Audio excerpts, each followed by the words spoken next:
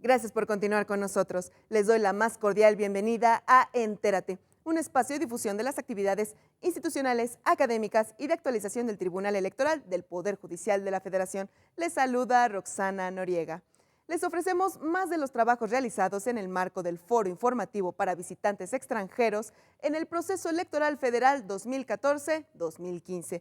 Específicamente, les presentamos la sesión 4, Registro y Prerrogativas de los Partidos Políticos. Escucharemos la intervención de Pamela San Martín, quien es consejera electoral del Instituto Nacional Electoral, quien destacó que las elecciones periódicas y la rotación de funcionarios públicos que actúan en nombre del pueblo son los elementos sustanciales del Estado democrático, porque el poder está legitimado por la aceptación de los integrantes de la comunidad, los cuales, a través de su voto, eligen a quienes los han de representar en el ejercicio del poder público por determinado tiempo. Al terminar esta participación de la consejera electoral, daremos inicio con los comentarios del magistrado Pedro Esteban Penagos López del Tribunal Electoral del Poder Judicial de la Federación. De esta manera, les invito a que se queden con nosotros con estas importantes reflexiones. Comenzamos.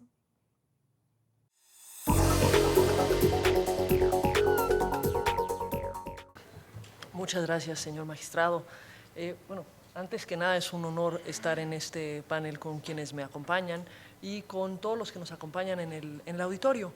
La temática que voy a abordar, y trataré de ser lo más clara posible para dar la mayor certeza respecto de cómo fue funcionando esto, es el tema de las prerrogativas y los partidos políticos.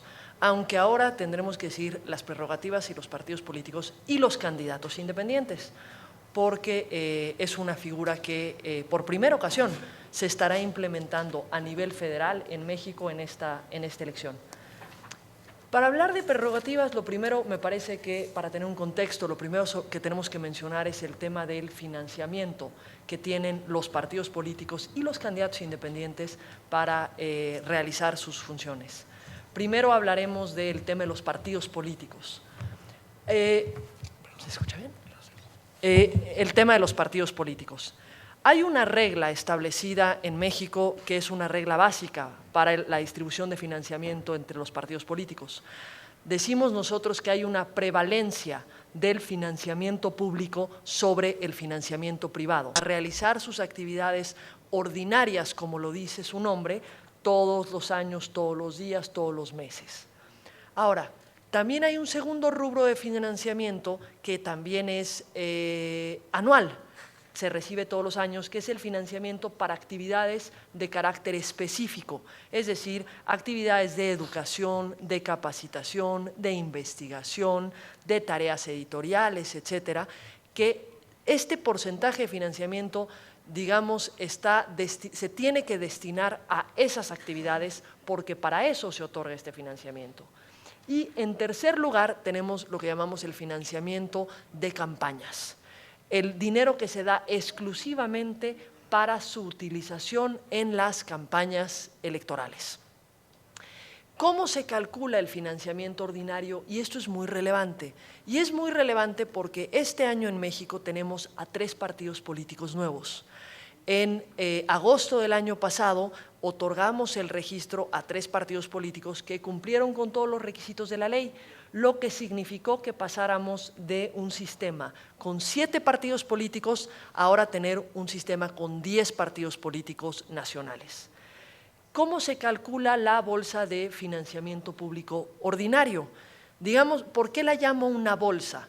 Porque hay una fórmula, hay un cálculo para determinar cuál va a ser el financiamiento público ordinario de todos los partidos políticos, y este se divide entre el número de partidos políticos que haya. Es decir, no se da más dinero si hay más partidos políticos o menos dinero si hay menos partidos políticos.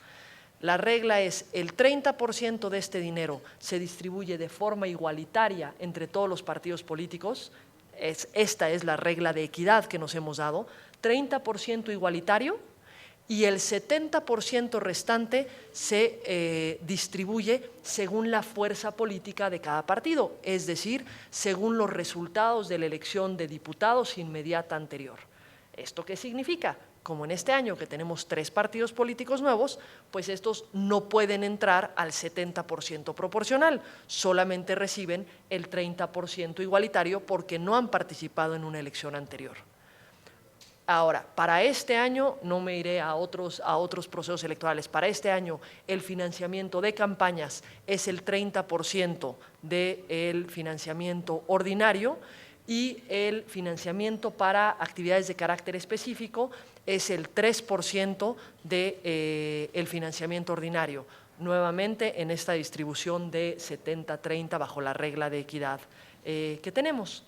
Esto nos lleva a que este año se dio como financiamiento ordinario para todos los partidos políticos la distribución que se señala.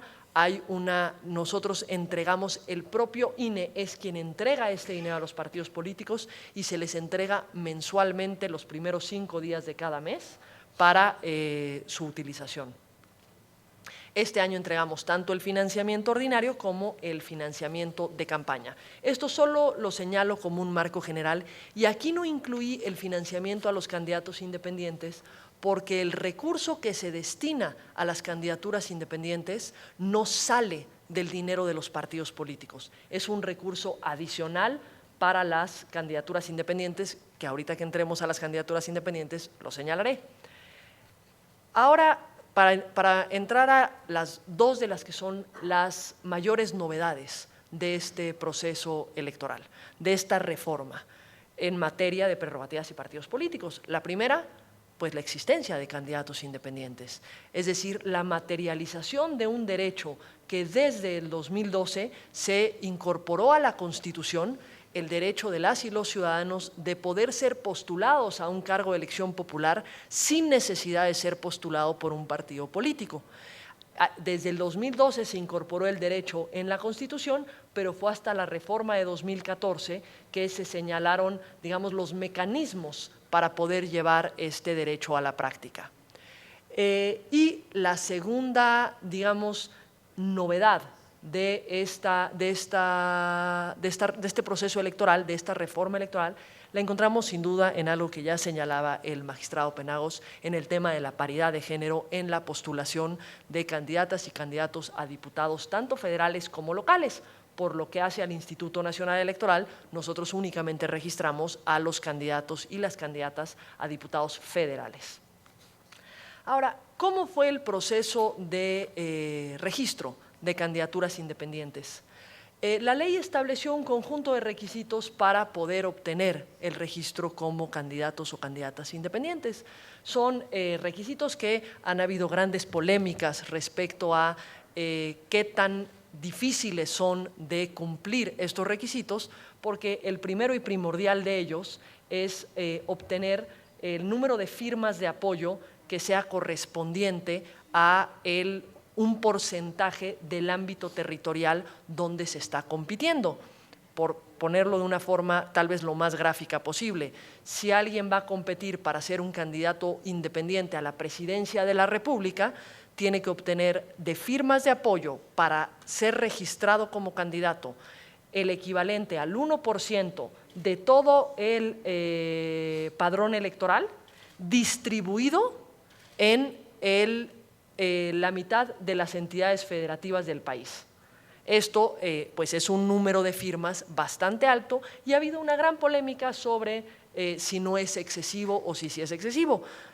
Al día de hoy estas son las reglas que nos aplican y que de hecho fueron controvertidas ante la Suprema Corte de Justicia de la Nación, y la Suprema Corte determinó que sí eran constitucionales estos requisitos. Ahora bien, para este proceso electoral federal, que insisto, es la primera vez que tenemos registro de candidatas y candidatos independientes a nivel federal, porque ya los habíamos tenido a nivel local. Ya habíamos tenido registros tanto en elecciones de 2013 como en elecciones de 2014, pero es la primera vez que lo tenemos a nivel federal. En un primer momento, 122 ciudadanas y ciudadanos manifestaron su interés en ser postulados como candidatas y candidatos independientes, y luego de las distintas etapas que nos dimos, finalmente fueron registrados y cumplieron con los requisitos correspondientes 22 ciudadanas y ciudadanos que son quienes el día de hoy contienden como candidatas y candidatos independientes en el país.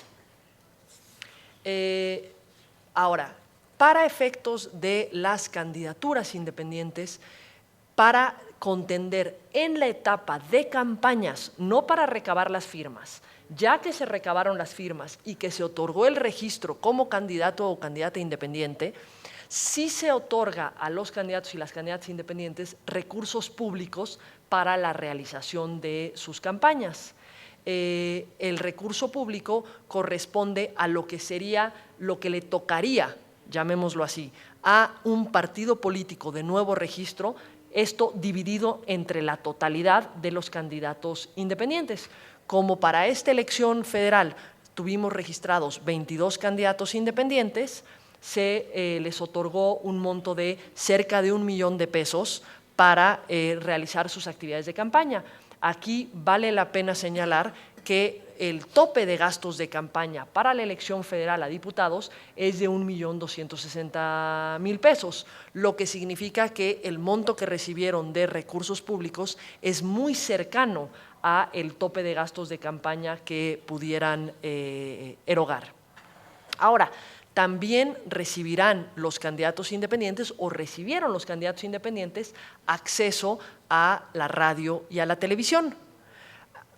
En este punto es importante señalar, dentro de las prerrogativas que reciben los partidos políticos está el financiamiento público en primer lugar, y en segundo lugar, y de una forma importante, el acceso a radio y televisión. Tengo entendido que el día de mañana habrán un conjunto de pláticas sobre el acceso a radio y televisión, sobre el modelo de comunicación política, por lo que no será un tema que abordaré yo el día de hoy, pero solo señalar que también reciben los candidatos independientes acceso a tiempos en radio y televisión, pero a diferencia de lo que ocurre con los recursos, el tiempo que se destina a los candidatos independientes sí sale del tiempo que se destina a los partidos políticos.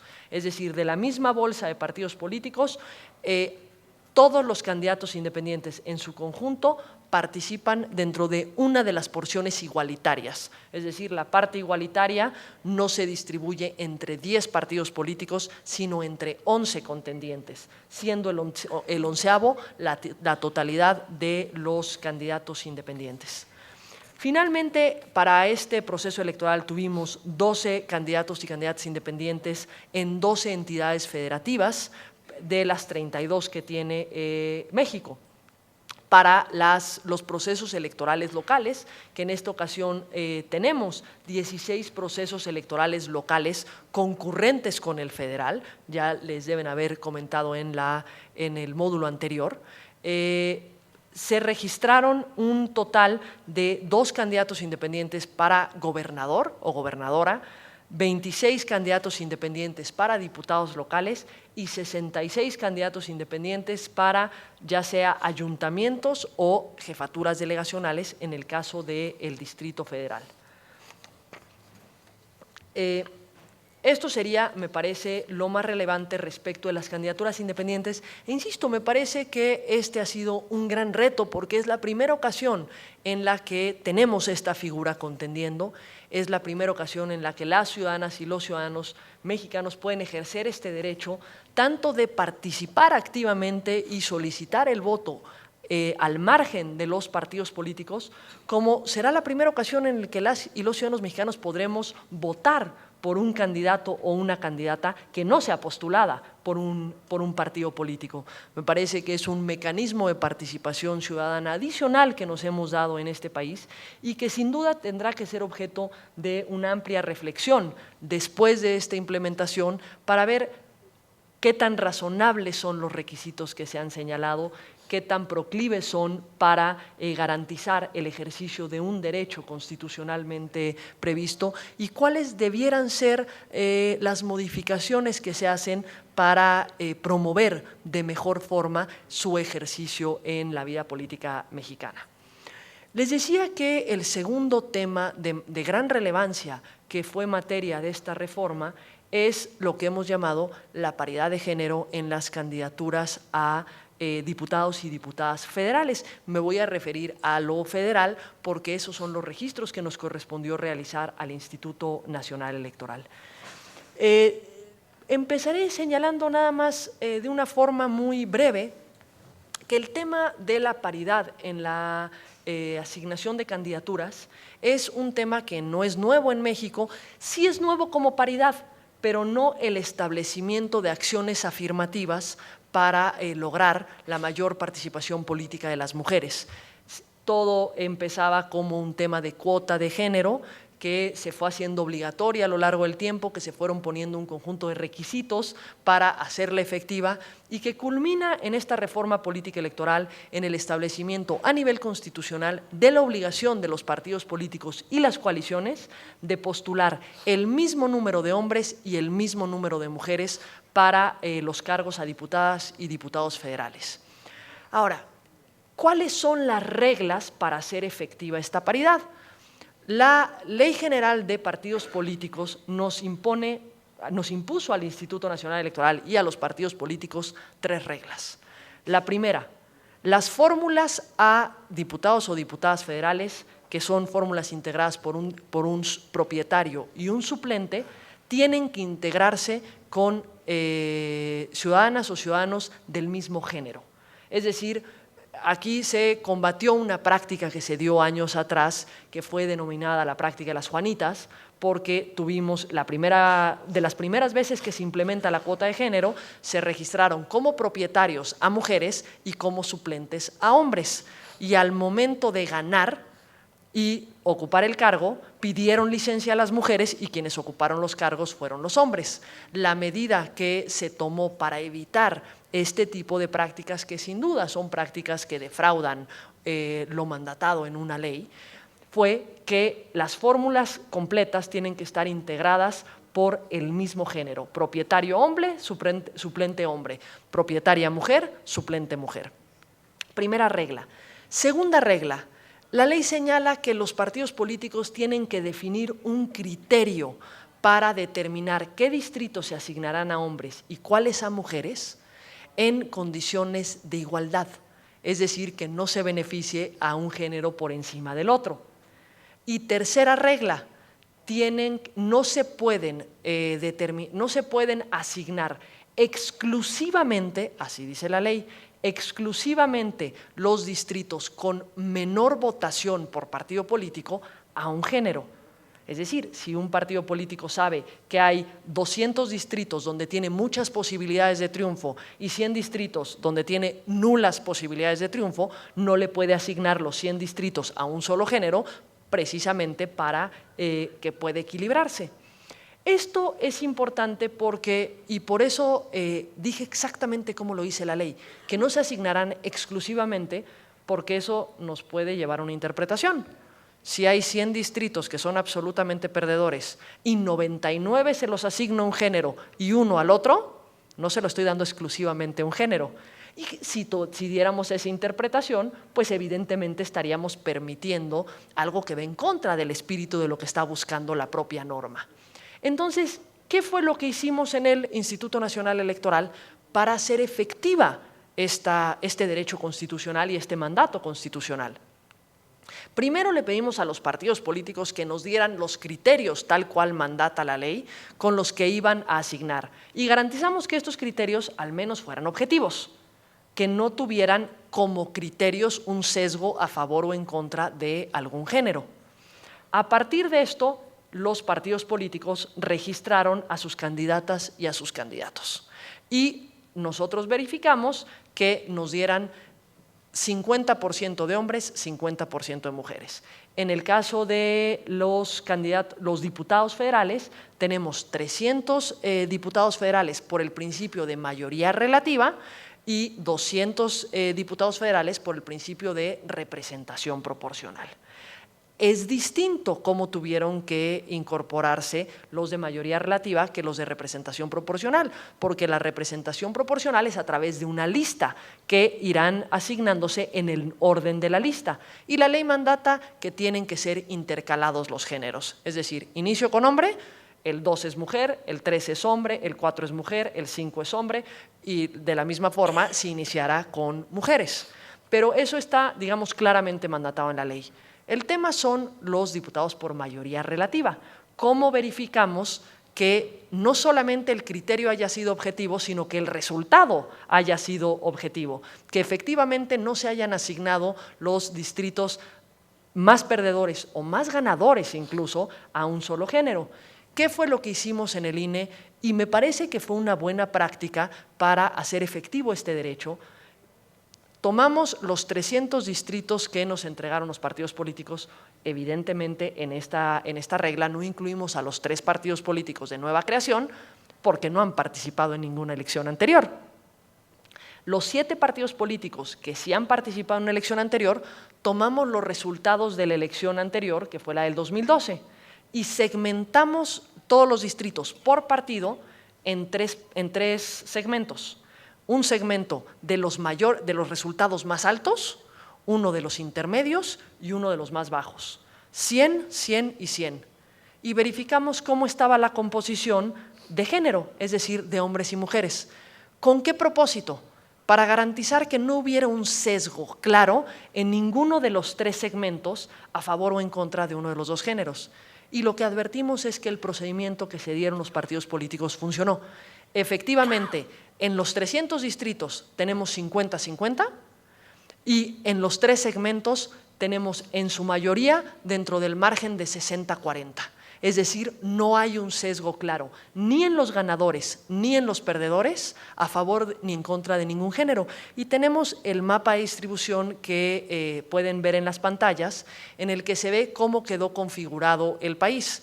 Las entidades que están marcadas con azul son aquellas en las que hay una mayoría de candidatas mujeres. Las que están marcadas con verde son la mayoría de candidatos hombres, y la entidad que está marcada con rojo es aquella en la que tenemos exactamente el mismo número de hombres y el mismo número de mujeres. ¿Por qué tenemos esta diferencia entre las entidades?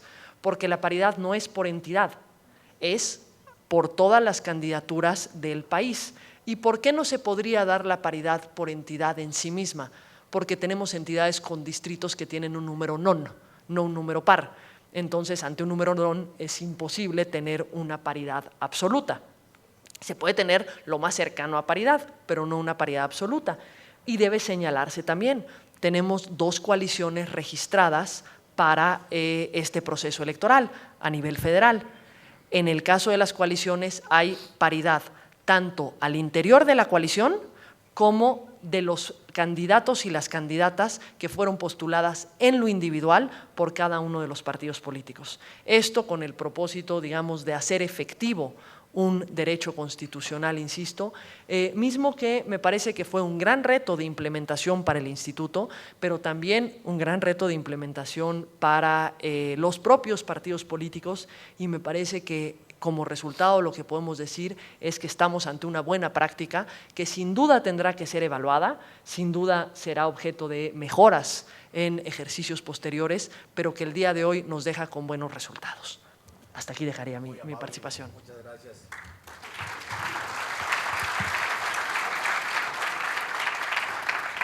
Muchas gracias, consejera Pamela San Martín.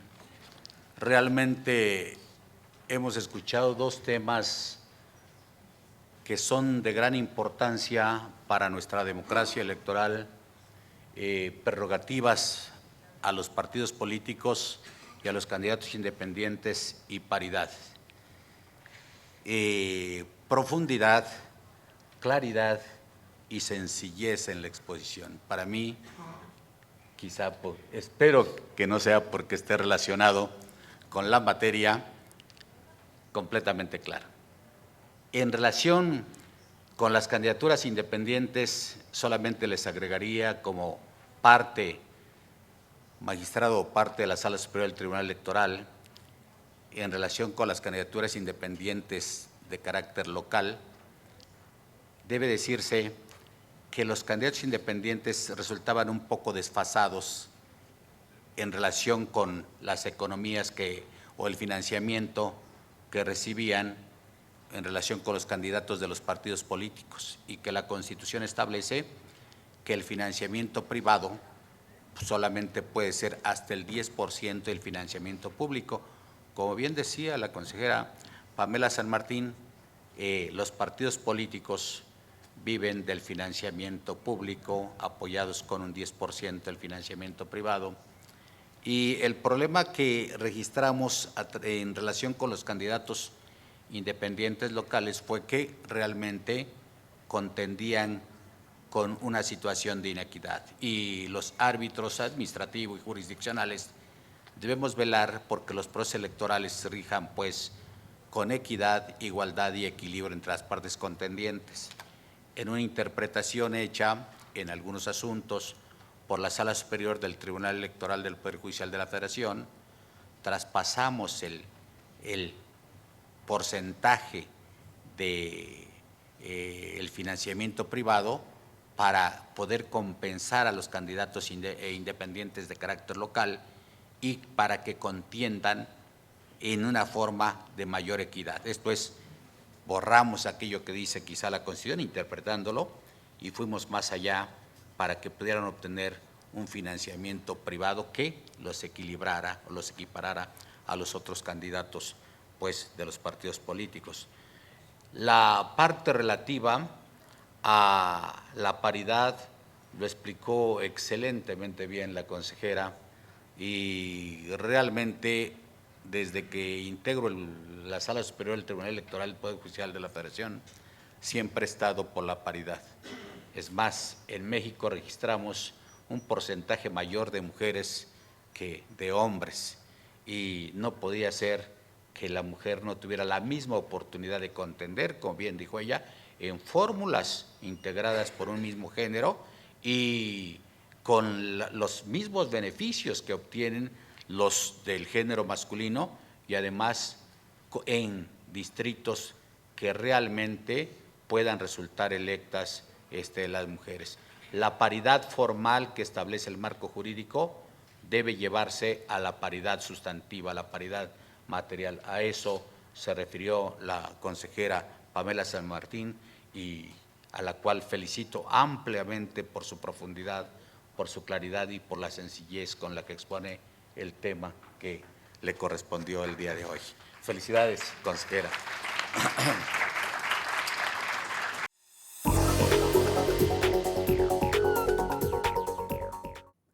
Los esperamos en una próxima emisión de Entérate, con más de lo destacado del foro informativo para visitantes extranjeros en el proceso electoral federal 2014-2015. Agradecemos su valiosa compañía. Se despide de ustedes Roxana Noriega. Hasta la próxima.